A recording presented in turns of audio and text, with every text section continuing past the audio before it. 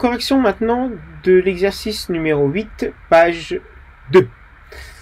Alors, un système assimilé à un point M de masse petit m glisse sur le sol. Il est soumis aux forces représentées ci-dessous, donc son poids, la réaction du support, jusque-là, c'est normal, d'accord, et donc des frottements ici. Pardon, c'est pas une force de frottement, c'est une force de traction constante tout au long du mouvement. D'accord, puisqu'il glisse, ça veut dire que cette fois-ci, il frotte pas, c'est une force de traction qui est constante. Ok. Schématiser la somme sigma F des forces. Alors, la résultante. Donc, vous voyez que le poids et le support étant perpendiculaires, ça veut dire que R et P vont se compenser. Donc, c'est ce que je dis. Vecteur R plus P, vecteur nul. Donc, la somme des forces est juste égale au vecteur petit f. D'accord? Donc, la somme des forces, c'est collinéaire et c'est de même longueur que petit f. Donc, sigma F, il est là. Question 2. En déduire d'après la relation approchée donc de la deuxième loi de Newton, la somme des forces est égale à la masse multipliée par la variation du vecteur vitesse par rapport au temps, la direction et le sens du vecteur variation de vitesse delta V le représenter sans contrainte d'échelle.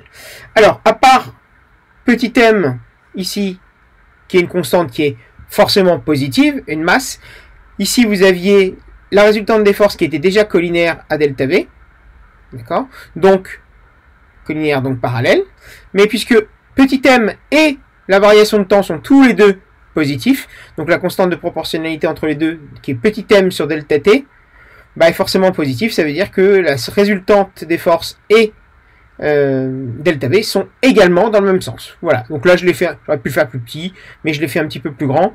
Voilà, donc delta v est collinaire et dans le même sens que la résultante des forces. Question 3. Un autre système de masse de petit m est soumis à cette même somme des forces pour une même durée comparée les vecteurs variation de vitesse.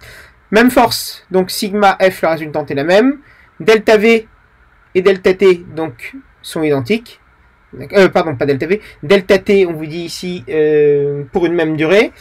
Et donc 2 fois la masse petit m. Donc pour avoir la même chose, dans ce cas-là, pour que le produit ici soit constant et est égal à la même résultante des forces, si ça c'est x2, ça veut dire que ça doit forcément être divisé par 2. Donc le vecteur vitesse sera 2 fois plus petit et donc la vitesse sera, le système sera 2 fois plus lent.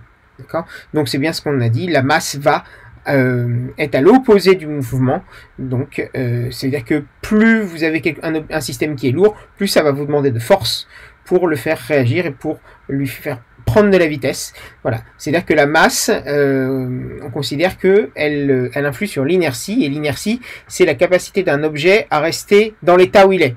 Quand on vous dit que vous avez une force inertie, ça veut dire que globalement, vous n'avez pas envie de bouger, vous n'avez pas envie de bosser. Voilà.